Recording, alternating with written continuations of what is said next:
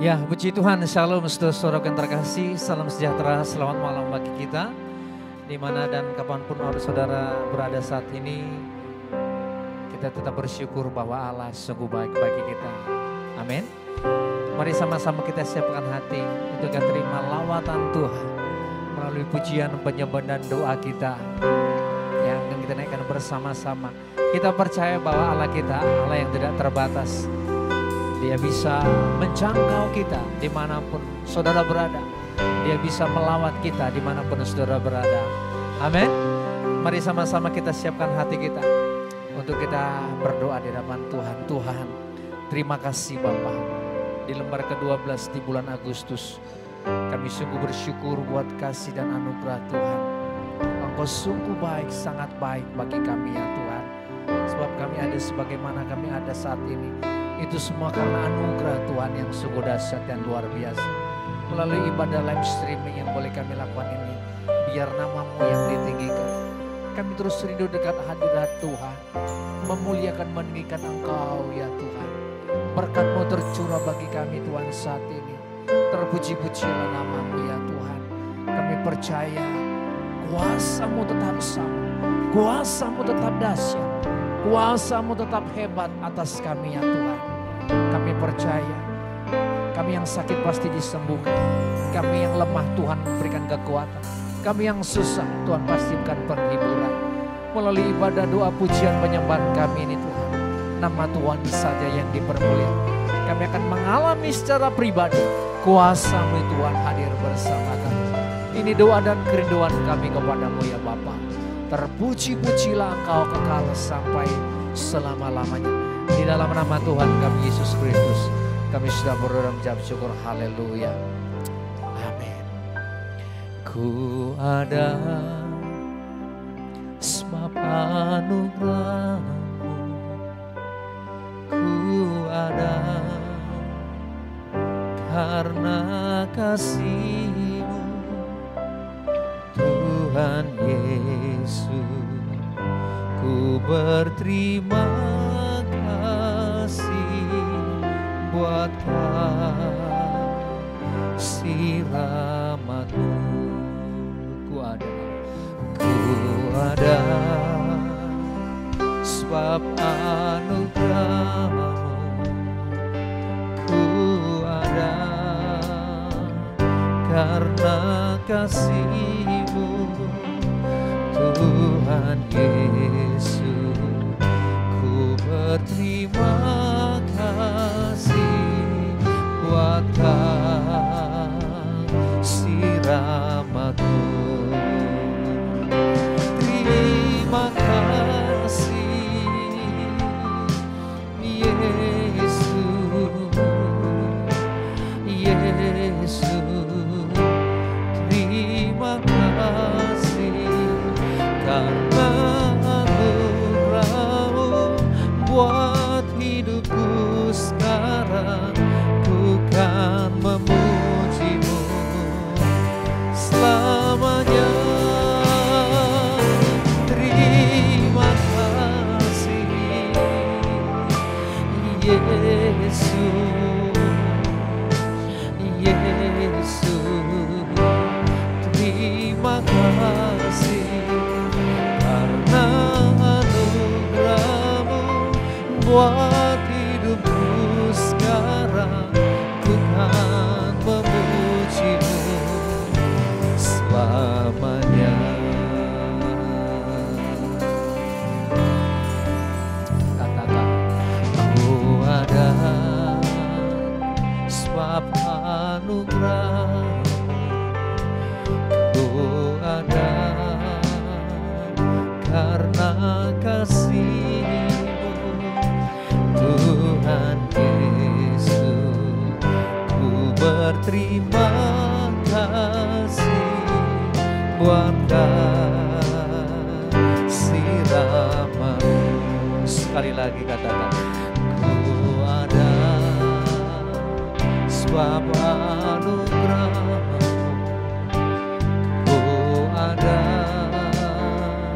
karena kasih-Mu. Tuhan Yesus,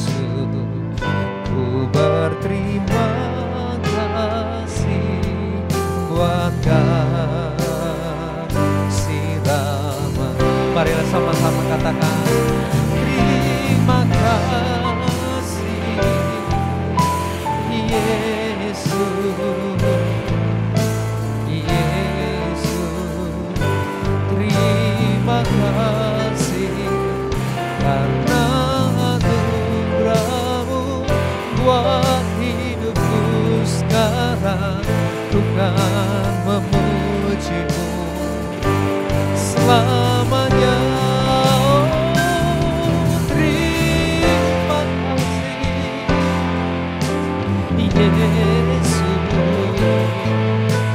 Yesus, Yesus. Terima kasih karena anugerah-Mu buat hidupku sekarang. Tuhan memuji-Mu selamanya. Terima kasih, oh Yesus, Yesus. Terima kasih karena anugerah-Mu buat hidupku sekarang. Selamanya Tuhan memuji-Mu, selamanya Tuhan memuji-Mu, oh, selamanya.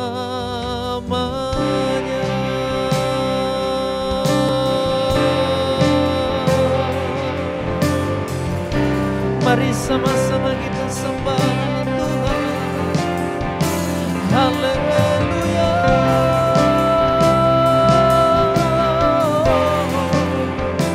Hingga marah-marah,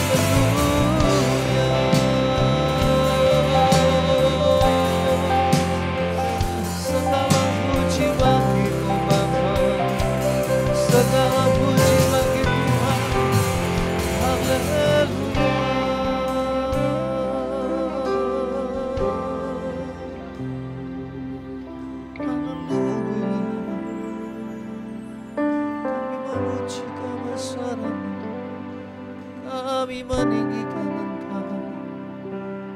Oh,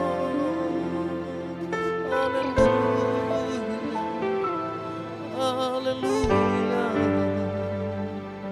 haleluya.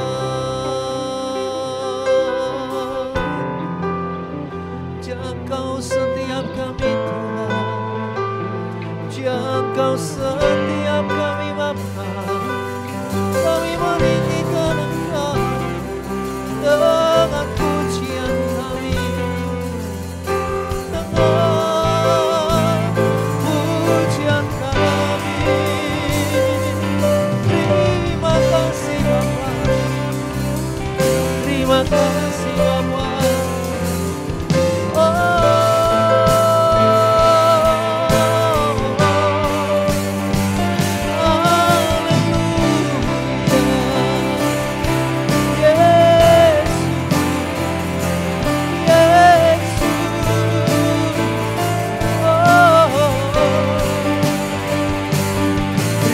Terima kasih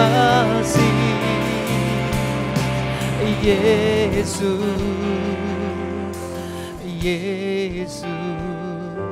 Terima kasih karena anugerah-Mu buat hidupku sekarang. Ku kan memuji-Mu selamanya. terima kasih Yesus, Yesus, terima kasih karena anugerah-Mu buat hidupku sekarang. Ku kan memuji-Mu selamanya, ku kan memuji-Mu selamanya, ku kan memuji-Mu selamanya.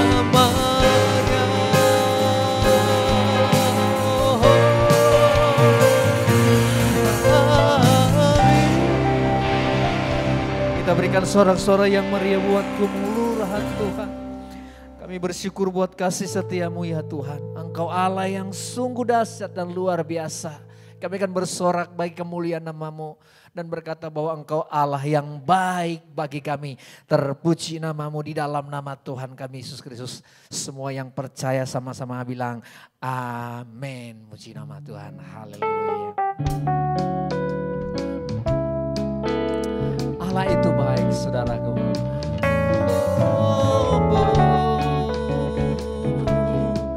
Yesus,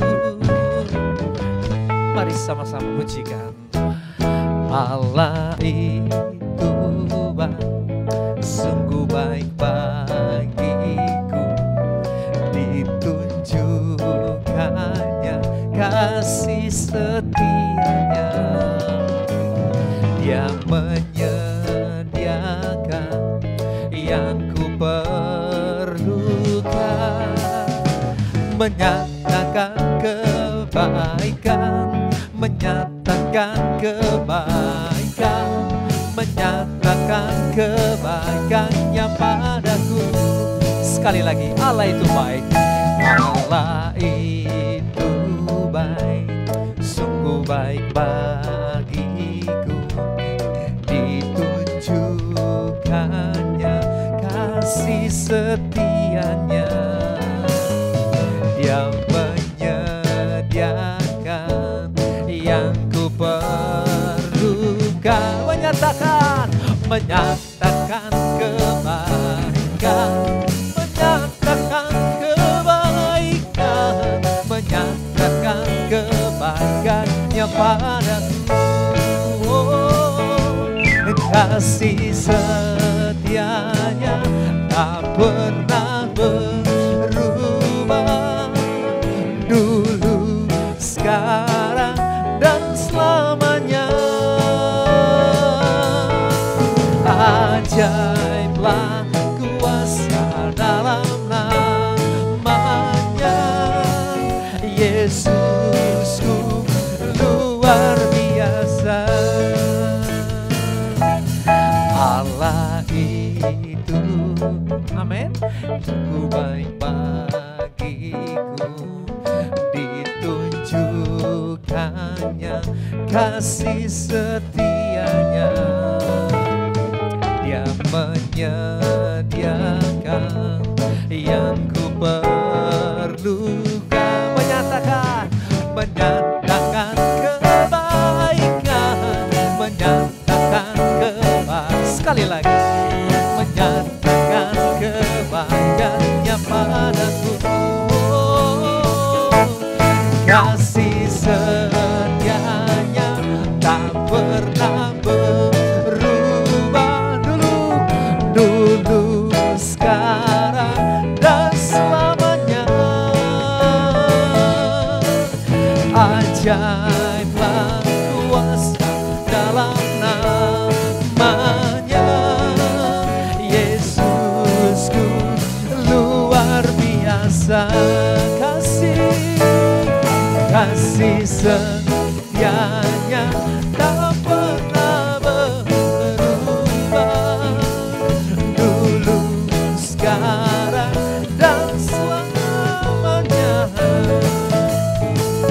Ajaiblah kuasa dalam namanya. Katakan, Yesusku luar biasa. biasa Yesus, Yesusku luar biasa. Yesusku luar biasa.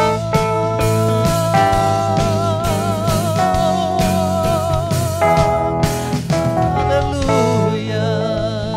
Kami berikan sorak kemuliaan bagi Engkau, Yesus Allah kami yang hidup. Haleluya, puji nama Tuhan. Kita akan terima berkat firman Tuhan malam hari ini. Kita siapkan hati kita, karena diberkatilah orang-orang yang mendengarkan firman Tuhan. Supaya setiap benih firman Tuhan tumbuh di tanah yang baik dan menghasilkan buah. Haleluya.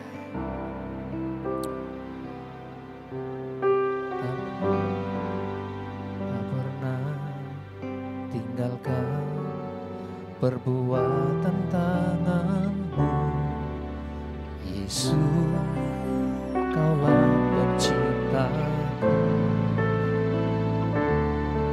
Sehelai rambutku jatuh Engkau pun tahu, Yesus, Kau pedulikanku. Yesus, Kau perhatikanku. Takkan pernah terlambat pertolonganmu, takkan pernah terlelap Kau menjagaku. Kaulah segalanya yang ku perlu di setiap jalanku, sebab Engkau Allah yang tahu yang terbaik di dalam hidupku.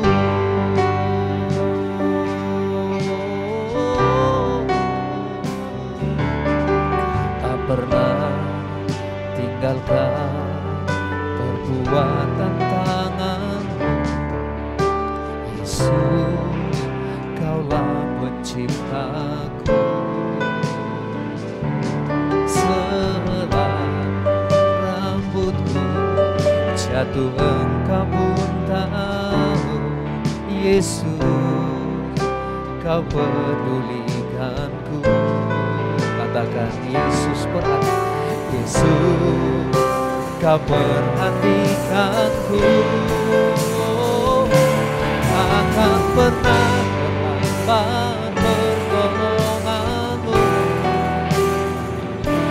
takkan pernah terlelap Kau menjagaku.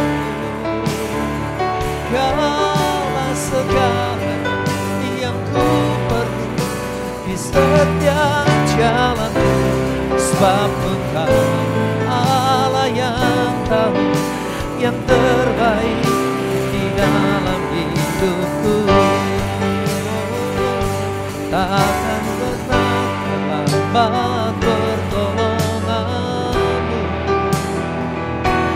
takkan pernah terlelap Kau menjagaku. Kaulah segalanya yang ku perlu di setiap jalanku, sebab Engkau Allah yang tahu yang terbaik di dalam hidupku. Sama-sama taruh tanganmu di dadamu, katakan, takkan pernah pertolonganmu, takkan pernah terlelap Kau menjagaku. Kaulah segala yang ku perlu di setiap jalanku, sebab Engkau Allah yang tahu yang terbaik.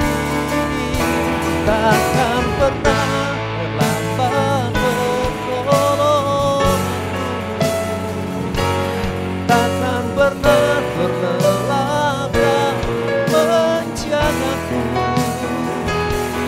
Kaulah segalanya yang ku perlu di setiap jalanku. Sebab Engkau Allah yang tahu yang terbaik. Sebab Engkau Allah yang tahu yang terbaik. Oh, sebab Engkau Allah yang tahu yang terbaik. Oh, di dalam hidupku sama-sama kita sembah Dia. Oh, haleluya, ku percaya.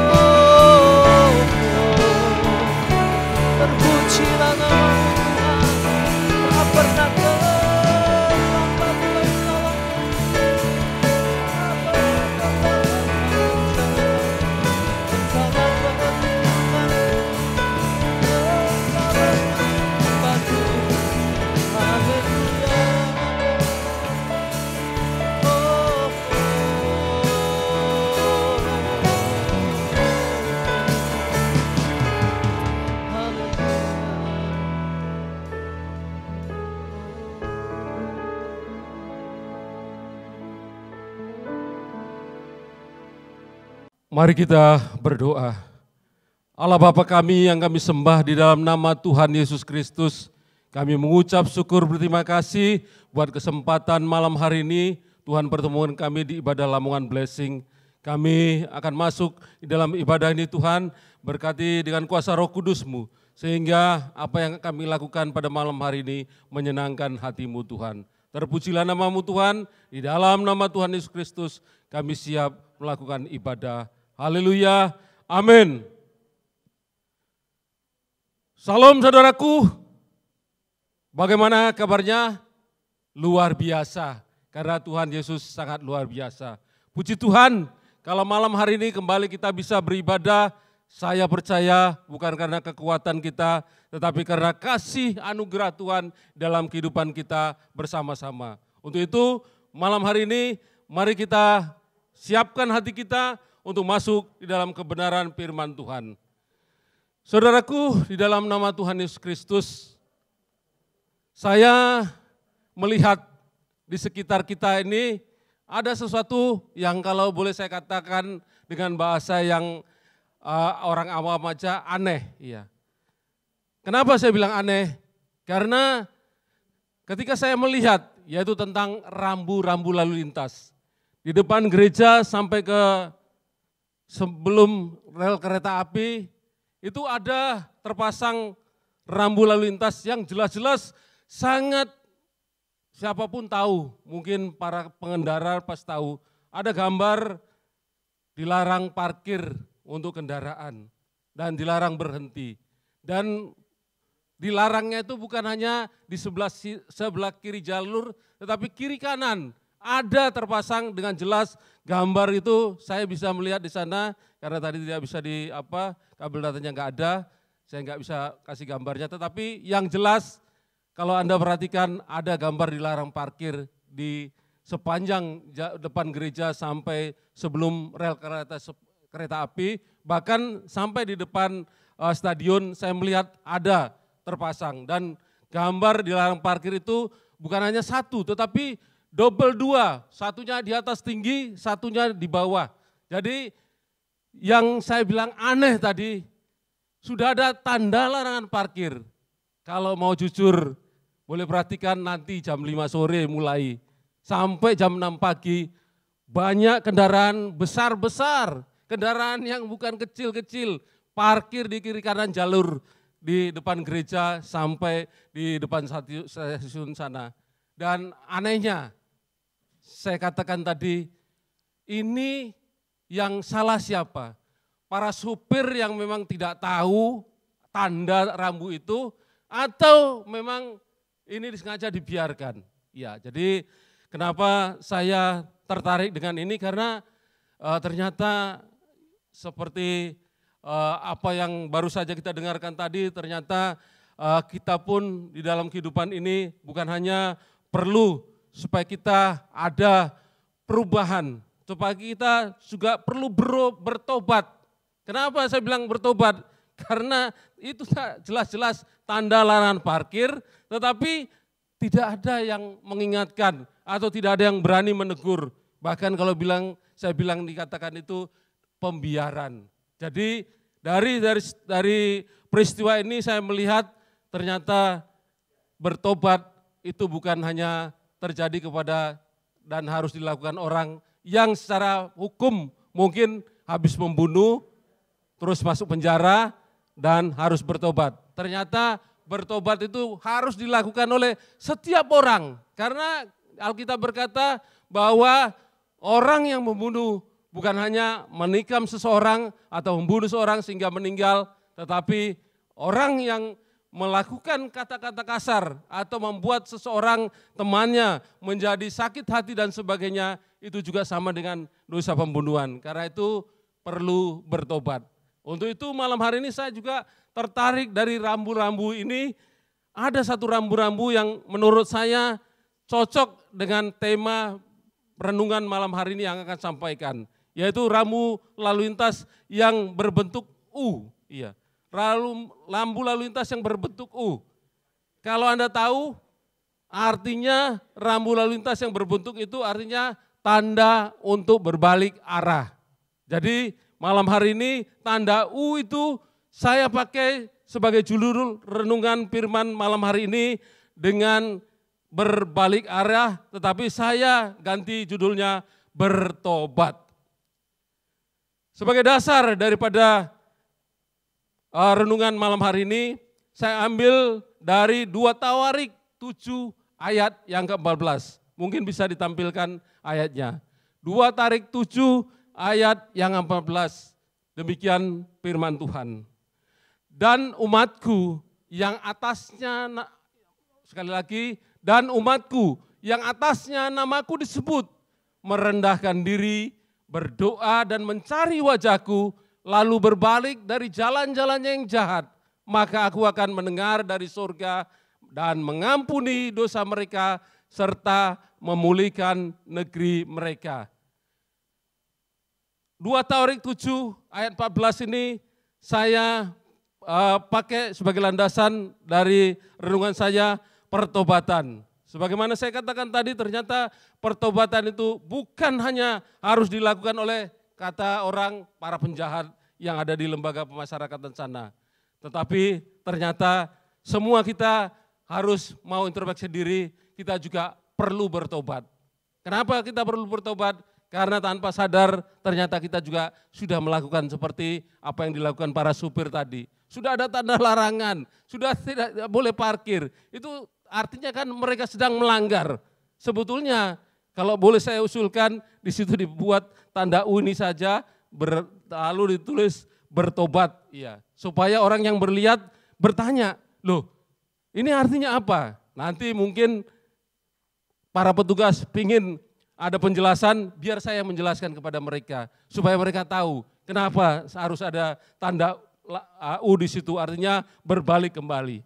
Dari 2 Tawarik 7 ayat 14 ini kita akan belajar, saudaraku, 3 langkah untuk bertobat.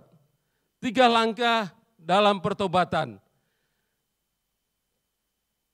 Hal yang perlu kita ingat sekali lagi bahwa untuk bertobat kita harus menyadari bahwa memang di dalam setiap kehidupan kita banyak hal-hal yang selama ini kita enggak mengerti, tetapi kita bertobat. Makanya kita ajak hari ini langkah yang pertama untuk bertobat adalah yang pertama kita harus melakukan sesuatu atau mempunyai rasa kesadaran bahwa kita sudah melakukan dosa. Tanpa kita punya rasa atau mau mengaku dosa bahwa kita sudah melakukan pelanggaran, kita tidak pernah akan tahu bagaimana caranya bertobat. Seperti di 2 Tawarik 7 ayat 14a. Dikatakan di situ 2 Tawarik 7 14a berkata, dan umatku yang atasnya namaku disebut merendahkan diri, berdoa dan mencari wajahku.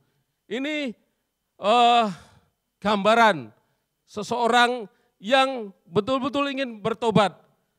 Terbukti dan harus bisa dibuktikan dengan cara satu yang pertama, merendahkan diri. Saudaraku, saya dan tim yang selama ini melaksanakan pelayanan dalam penjara, jujur kalau boleh saya bilang, bahwa para napi yang sudah jelas-jelas ada di lembaga pemasyarakat, untuk merendahkan diri ini sangat sulit dan enggak mau betul-betul jujur. Kenapa saya katakan? Karena ketika mereka ditanya, kenapa Anda bisa sampai terlibat narkoba? Oh gini loh Pak, saya dijebak, ya, saya terpaksa, saya diperalat, saya dibujui sama teman saya. Bukankah ini wujud bahwa orang yang tidak mau merendahkan diri? Pada jelas-jelas dikatakan bahwa mereka sudah terbukti bersalah karena memakai, mengedarkan, atau menjual narkoba. Semestinya mau mengaku bersalah. Inilah yang saya katakan tadi, bahwa ternyata untuk bertobat itu belum tentu semua orang mau dengan cara merendahkan diri, mengakui bahwa memang saya sudah bersalah. Jujur bahwa kadang ketika melayani di penjara ini ada beban moral, ada beban yang rasanya ya apa ya, teman-teman sudah seperti ini kok nggak mau betul-betul merasa bahwa saya ini sudah salah dan ingin bertobat dengan sungguh-sungguh. Bahkan yang herannya lagi, ketika mereka sudah seperti itu, malah ada yang malah sombong, ya. Sombong mungkin ketika orang tuanya atau keluarganya orang yang punya. Orang yang punya artinya orang yang bisa dimintai datang kapan saja, yang bisa dimintai mungkin uang dan sebagainya untuk kebutuhannya dalam penjara. Sehingga untuk merendahkan diri, walaupun sudah dalam penjara, anak-anak yang dilayani dalam lembaga pemasyarakatan 70% belum bisa. Makanya enggak heran kalau lembaga pemasyarakatan itu semakin hari bukan semakin kosong, tetapi semakin hari menjadi over kapasitas. Artinya yang zaman-zaman 10 tahun yang lalu ketika penjara itu saya sendiri ikut merasakan, itu enggak pernah sampai over kapasitas. Ya.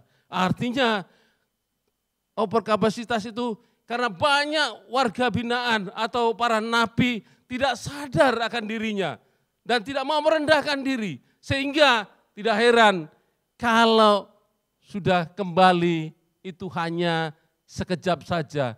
Artinya sebentar saja.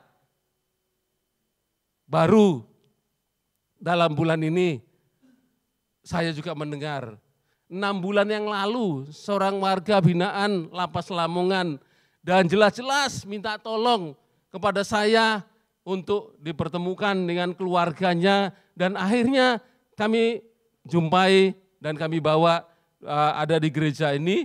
Jadi pulangnya dijemput keluarga, pendetanya, ya, mamanya atau ibunya yang jelas-jelas pada saat itu untuk berjalan saja sudah pakai tongkat. Saya sampai dalam hati saya, kalau anak ini habis ini tidak bertobat, habis ini tidak melakukan hal-hal yang baik, sangat disayangkan sekali.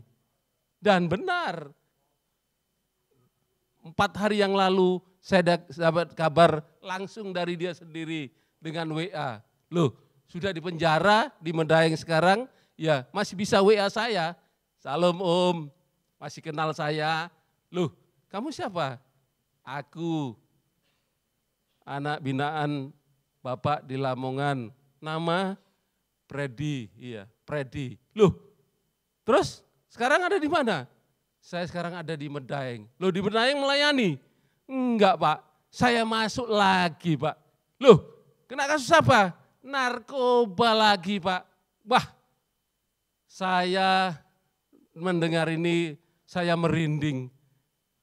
Tuhan, kenapa orang-orang ini ya masih terus kembali dan kembali? Ya ternyata kuncinya karena tidak mau merendahkan diri itu tadi. Masih tetap berkeras hati bahwa saya bisa. Tetapi pada kenyataannya ketika sudah masuk kembali, merengek-rengek, Om tolong belkan istri saya sudah tidak mau menemui saya kangen anak saya begini. Saya bilang bertobat, kalau kamu nggak bertobat, selamanya kamu akan pulang sebentar, kembali lagi sebentar, apakah kamu mau hidup di dalam penjara itu? Kalau kamu memang mengasihi anak istrimu, bertobat sungguh-sungguh. Jadi yang pertama bahwa ketika seseorang ingin bertobat, ternyata tidak segampang yang dikatakan. Bahwa kalau tidak ada wujud bukti pertobatan itu dengan merendahkan diri, 80% saya bilang banyak kembali para napi dan sampai saat ini penjara-penjara sampai pemerintah kebingungan untuk apakah para napi ini dibiarkan aja sekalian atau ya dipenjara. Tetapi kalau di penjara, biaya negara bertambah bebannya. Dan ketika ada COVID seperti ini pun, negara sudah kembang kempis, artinya untuk memberikan makanan buat mereka pun negara sudah kebingungan untuk mencari dana-dana. Karena itu, hal yang pertama di dalam melakukan pertobatan harus rela merendahkan diri. Tanpa merendahkan diri, tidak akan bisa menjadi orang-orang yang bertobat yang sungguh-sungguh. Dan yang kedua, selain merendahkan diri, dikatakan di ayat 14a tadi, berdoa. Saudaraku yang dikasih oleh Tuhan, berdoa ini sesuatu hal yang gampang dan mudah diucapkan. Tetapi ternyata berdoa itu mengandung sesuatu hal yang mesti kita sadari. Ketika kita berdoa, betul-betul kita harus menyadari apa yang kita doakan, apa yang sedang kita ucapkan. Karena ketika berdoa, kita bukan ngomong kepada manusia, tetapi kita ngomong atau bicara kepada Tuhan. Karena itu hati-hati ketika berdoa, jangan asal keluar saja dari mulut. Ini yang saya sebut tadi juga para warga binaan yang ada di lapas-lapas ini ketika disuruh berdoa, ya bisa berdoa, bisa karena memang dari asalnya orang Kristen. Tetapi nggak mengerti doa yang benar itu kayak apa, doa yang benar itu bagaimana. Karena itu berdoa membutuhkan suatu patron yang tepat. Doa yang benar sebagaimana yang Tuhan Yesus ajarkan di doa Bapa kami, ya Bapa kami.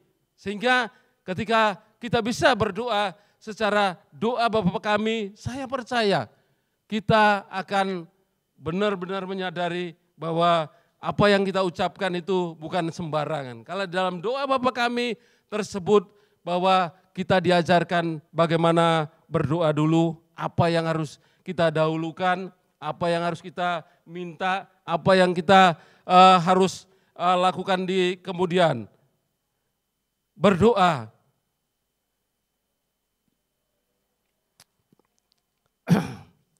Dan yang ketiga, di dalam kita mau melakukan pertobatan, ternyata juga ada yang harus kita lakukan yaitu mencari wajah Tuhan. Mencari wajah Tuhan ini bentuknya yang jelas seperti apa yang baru saja kita lakukan di ibadah. Ibadah mengandung suatu pengertian pertemuan atau komunikasi atau hubungan langsung kita dengan Tuhan. Karena itu ketika kita mencari wajah Tuhan beribadah, beribadahlah dengan sungguh-sungguh. jangan asal-asalan. Saya juga selalu memperhatikan para teman-teman yang ada di warga binaan di lapas. Itu ketika memuji Tuhan, ketika beribadah, rasanya kalau boleh, ya, kalau mungkin istilahnya saya juga belum bertobat, saya bisa ngamuk lihat mereka. Karena kenapa?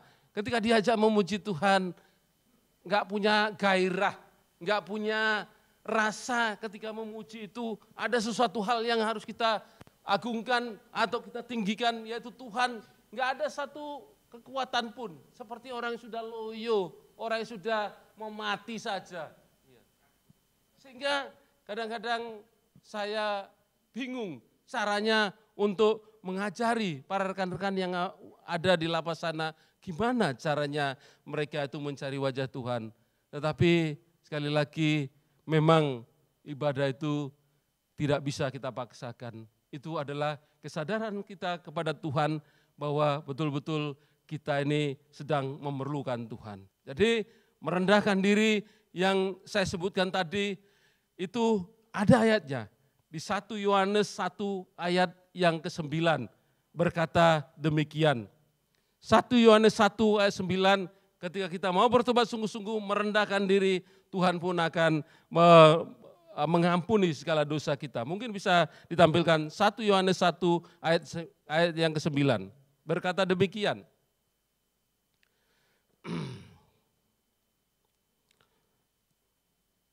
1 Yohanes 1 ayat yang 9 demikian.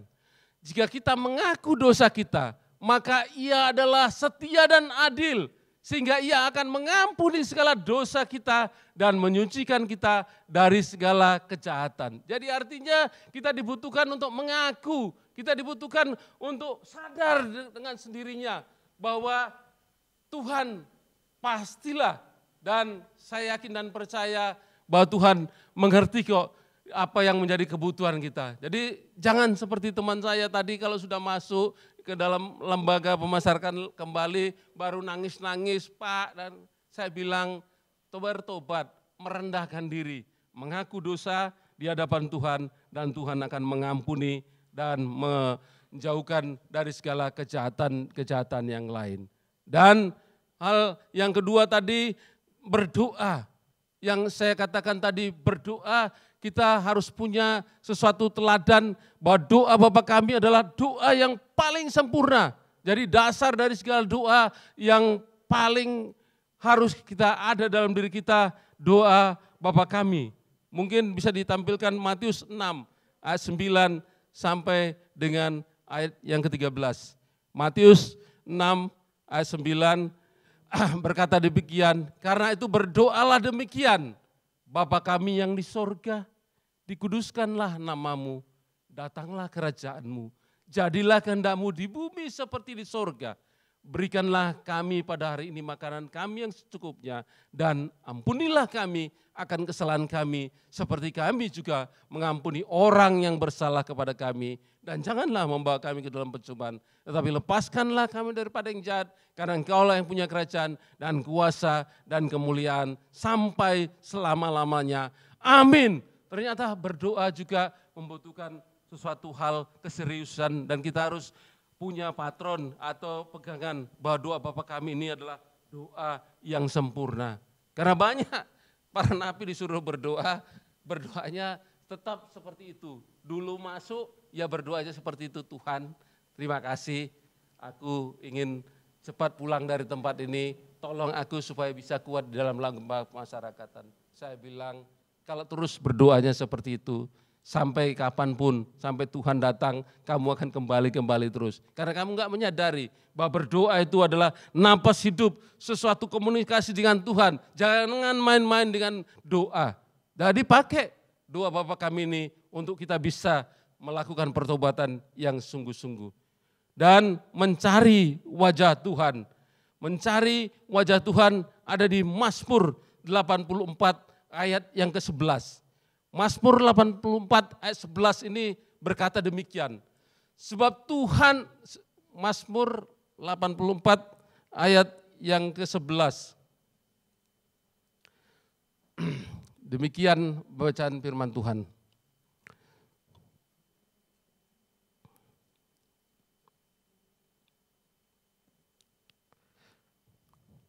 Keliru atau gimana? Ya, artinya ayat ini berkata demikian. Sebab lebih baik 1 hari di pelataran Tuhan daripada 1000 hari di tempat lain. Lebih baik berdiri di ambang pintu rumah Allahku daripada diam di kemah-kemah orang fasik.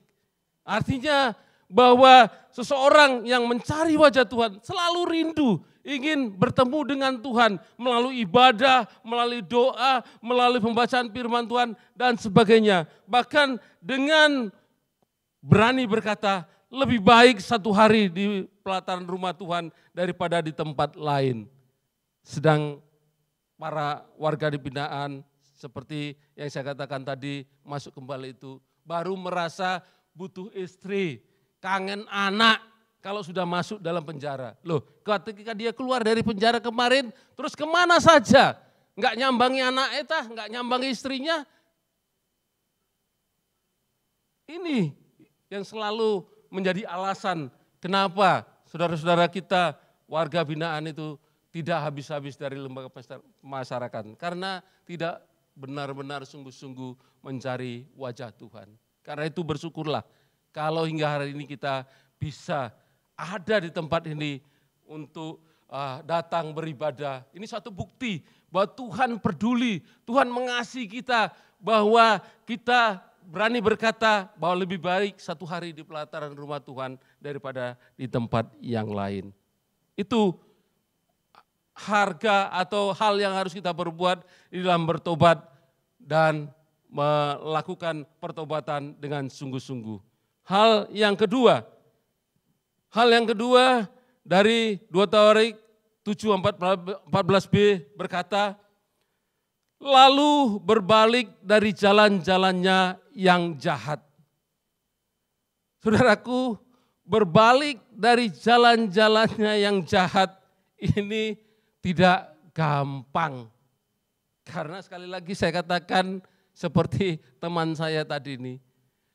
Kalau dia betul-betul sudah melakukan yang pertama dan betul-betul melihat atau melakukan hal yang kedua ini berbalik dari jalan-jalannya yang jahat, saya percaya bahwa dia tidak akan masuk lagi. Memang survei dan hasil pengamatan saya 80% narapidana akan kembali lagi kalau dia belum ada sampai minimal 5 tahun bisa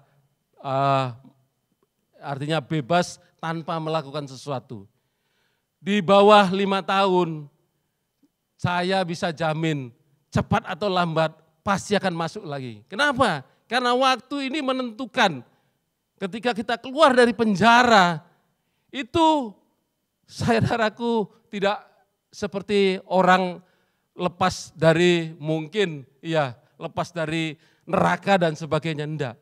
Ketika orang lepas dari penjara, itu saya boleh katakan seperti orang yang akan masuk surga. Kenapa?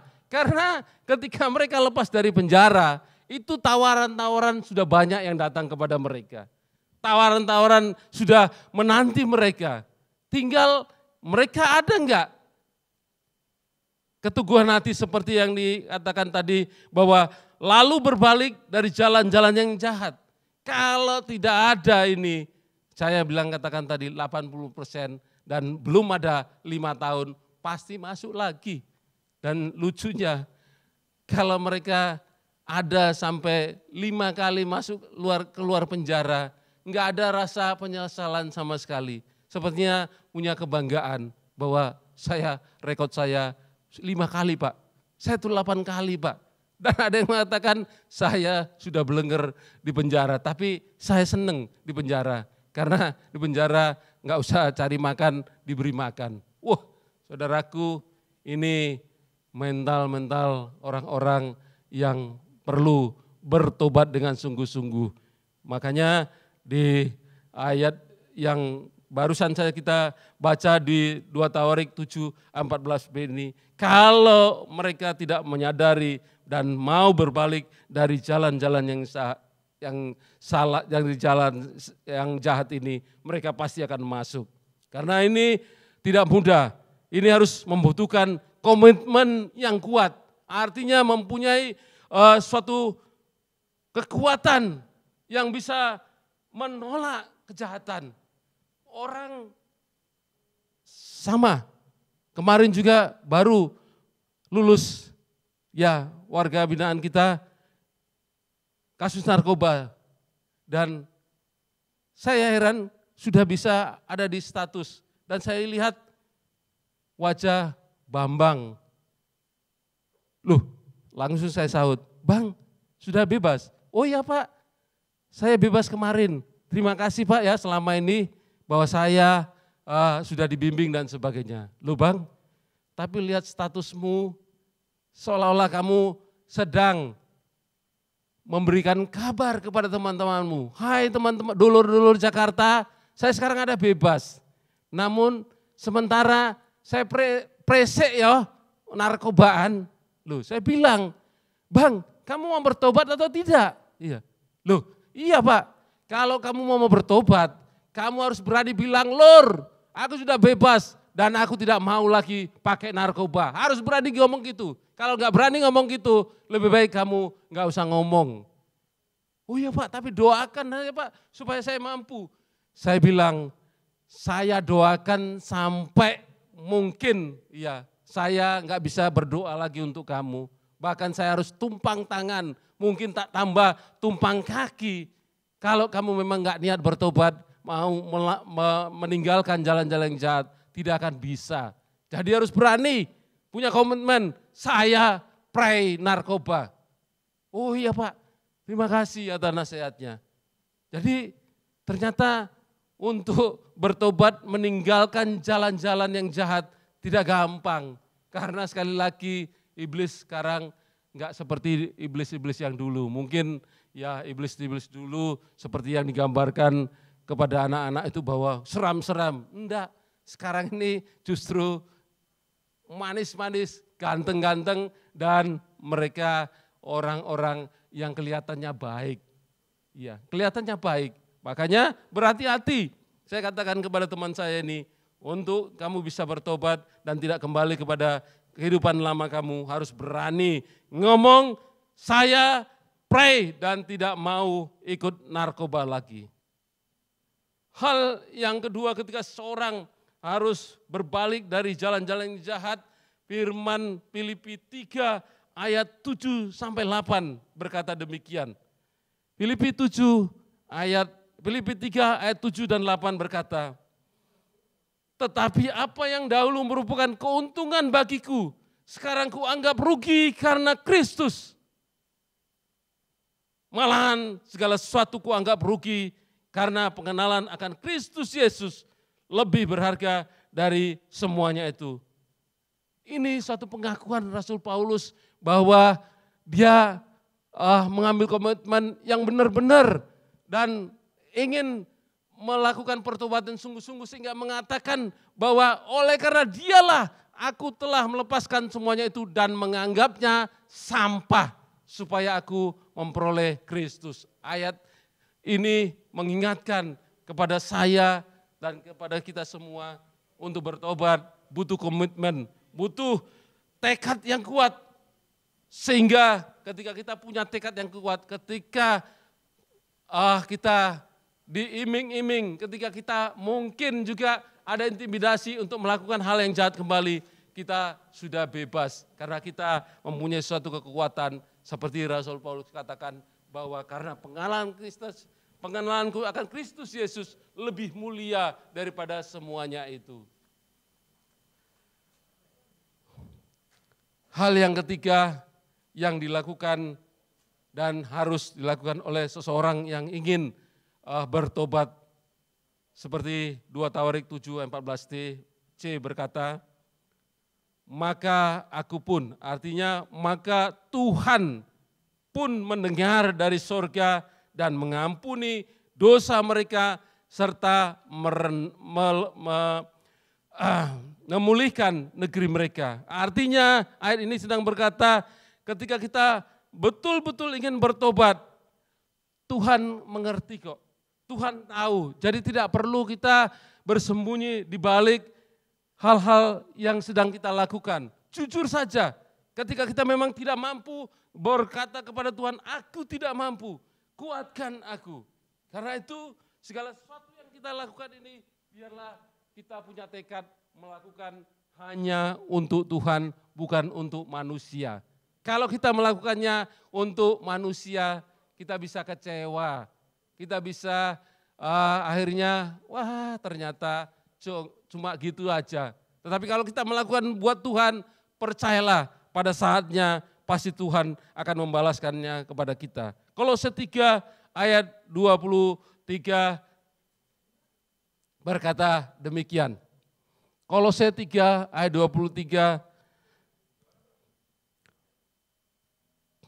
Kolose 3 ayat 23, belum 24-nya, 23. Ya. Apapun yang kamu perbuat, perbuatlah dengan segenap hatimu seperti untuk Tuhan dan bukan untuk manusia. Kalau kita melakukan segala sesuatu hanya untuk Tuhan, percayalah kita tidak pernah kecewa. Ayat 24-nya berkata demikian. Kamu tahu bahwa dari Tuhanlah kamu akan menerima bagian yang ditentukan bagimu sebagai upah.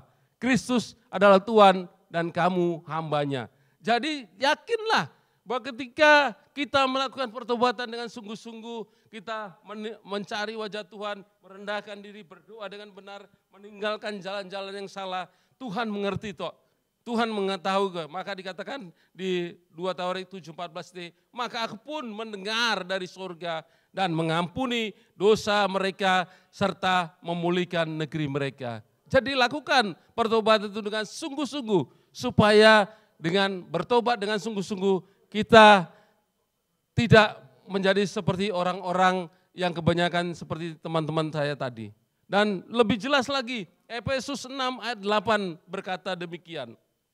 Kamu tahu bahwa setiap orang, baik hamba maupun orang merdeka, kalau ia telah berbuat sesuatu yang baik, ia akan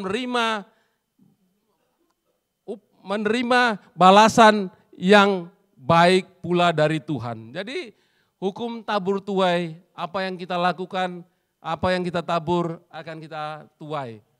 Jadi jangan, sekali lagi saya katakan seperti kebanyakan warga narapidana yang ada di lapas, tobatnya tobat komat. Iya. Jadi ketika sudah baru pertama kembali ada di lapas, melas-melas, merengek-rengek, om minta tolong om tolong doakan, om tolong saya minta tolong kabari istri saya dan sebagainya. Nanti setelah bebas, 1 hari masih ingat kita, tetapi setelah itu seminggu kemudian enggak pernah ada kabar beritanya sama sekali. Dan tahu-tahu yaitu tadi kembali lagi menggenaskan sekali. Jadi saya mengingatkan kepada kita bahwa kita perlu bertobat secara seluruhnya saja. Tidak hanya orang-orang yang ada di lembaga pemasyarakatan sana. Jadi pertobatan memang mudah untuk mengucapkannya. Tapi kalau mau jujur, demikiankah gampangnya kita melakukan pertobatan? Kita harus introspeksi diri kita. Hari ini bisa saja seperti teman-teman yang ada di lapas sana, mereka berada dan sudah di dalam vonis hukum yang tetap bahwa mereka bersalah. Tapi kalau mereka tidak menyadari kesalahannya dengan melakukan pengakuan dosa, merendahkan diri, berdoa dengan benar, mencari wajah Tuhan, lalu meninggalkan jalan-jalan yang jahat dan tidak ada sesuatu yang berubah dari mereka, kita khawatir bahwa apa yang saya katakan itu pasti bisa terjadi kembali, terulang kembali. Dan secara umum sebagai umat yang percaya kepada Tuhan Yesus Kristus. Sekali lagi saya ingatkan kepada kita, jangan hanya bisa melihat orang-orang yang ada dalam penjara itu sudah salah. Kita secara pribadi pun ternyata kalau kita mau boleh jujur, kita juga perlu bertobat, saudaraku. Karena hari-hari ini kita tidak tahu kapan Tuhan datang. Karena hari-hari ini seperti apa yang telah terjadi, yang kita lihat di dalam kehidupan kita. Seperti tadi diceritakan oleh hamba Tuhan yang baru berkhotbah di ibadah raya ini. Ternyata banyak hamba-hamba Tuhan juga pada saat-saat ini kena dampak daripada virus corona ini. Dampaknya banyak yang berjatuhan. Karena itu saya pun mengingatkan kepada setiap kita, firman Tuhan sudah mengingatkan kepada setiap kita juga, bukan setiap orang yang berseru-seru atau berbuat demi nama Tuhan dan melakukan mujizat dan sebagainya akan masuk ke dalam kerajaan surga. Tetapi hanya orang-orang yang melakukan ibadah dengan sungguh-sungguh dan bertahan sampai kesudahannya, mereka lah yang akan sampai ke dalam surga. Sebagai ayat terakhir yang perlu saya sharingkan kepada kita, Matius 7 ayat 23 ini sesuatu hal yang harus menjadi warning, menjadi peringatan kepada kita. Jangan kita bangga kalau kita saat ini sudah melayani Tuhan, kita sudah menjadi hamba Tuhan, kita sudah katakanlah melakukan hal-hal banyak di lingkungan gereja dan sebagainya, bahwa kita pasti akan masuk surga. Saudaraku, bukan saya yang mengatakannya. Matius 7 ayat 23 jawabannya kepada kita yang harus kita ingat. Pada waktu itulah aku akan berterus terang kepada mereka dan berkata, aku tidak mengenal kamu, nyala daripadaku, kamu sekalian pembuat kejahatan. Tuhan, aku sudah bernubuat, aku sudah menjadi hambamu, aku sudah melayani, datang untuk besuk dan sebagainya, aku sudah membawakan firman dan sebagainya, tetapi Tuhan tetap berkata, aku tidak pernah mengenal kamu, nyala daripadaku, kamu sekalian pembuat kejahatan. Ini sesuatu tamparan dan sebelum terjadi, mari kita melihat diri kita, apakah kita betul-betul orang yang sudah bertobat atau belum. Kalau belum, masih belum terlambat, masih ada kesempatan buat kita untuk melakukan pertobatan yang sungguh-sungguh. Karena itu sekali lagi firman Tuhan tidak saya perpanjang bahwa kita semuanya saja dari para hamba Tuhan, dari orang-orang yang sudah melayani Tuhan, kita bertobat. Karena bertobat harus dilakukan secara terus-menerus, tidak bisa bertobat hanya satu kali saja. Bertobat itu membutuhkan proses. Dari hari ini mungkin kita sudah bisa bebas dari suatu masalah. Bisa saja nanti atau besok kita akan ketemu masalah yang lain lagi. Kalau kita belum bertobat, kita akan jatuh kembali. Karena itu pertobatan itu perlu membutuhkan proses yang terus-menerus dalam kehidupan kita. Sehingga ketika Tuhan datang, Tuhan bisa berkata kepada kita, sabaslah hambaku yang setia, mari masuk ke dalam kerajaanku. Ini suatu kerinduan kita untuk sama-sama bisa sampai kepada tujuan pertobatan, yaitu masuk ke dalam kerajaan surga. Demikianlah firman Tuhan malam hari ini. Tuhan Yesus memberkati kita. Haleluya, amin. Haleluya, kita akan terima berkat Tuhan pada malam hari ini. Naikkan satu pujian. Haleluya. Aku percaya bahwa Allahku selalu turut bekerja bagimu untuk mendatangkan kebaikan bagiku yang mengasihimu Tuhan. Aku percaya bahwa Allahku selalu turut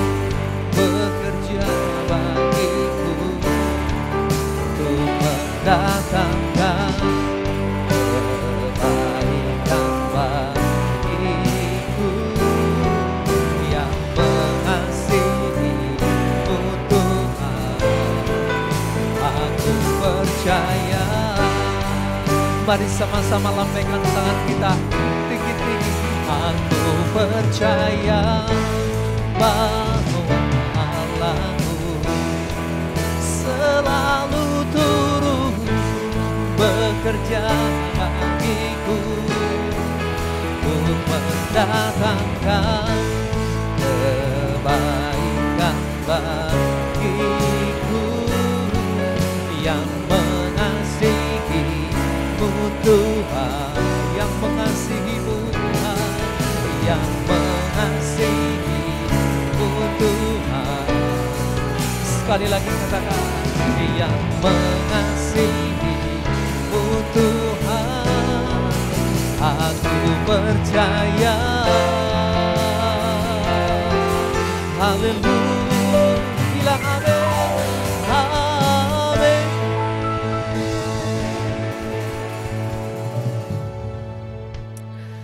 Haleluya. Sekarang arahkan hatimu dan terimalah segala berkat yang daripada Tuhan. Tuhan memberkati engkau dan melindungi engkau. Tuhan menyinari engkau dengan wajahnya dan memberikan engkau kasih karunia. Tuhan menghadapkan wajahnya dan memberi engkau damai sejahtera. Sekarang terimalah segala berkat yang datang daripada Allah Bapa, Anak dan Roh Kudus, yaitu Tuhan Yesus Kristus.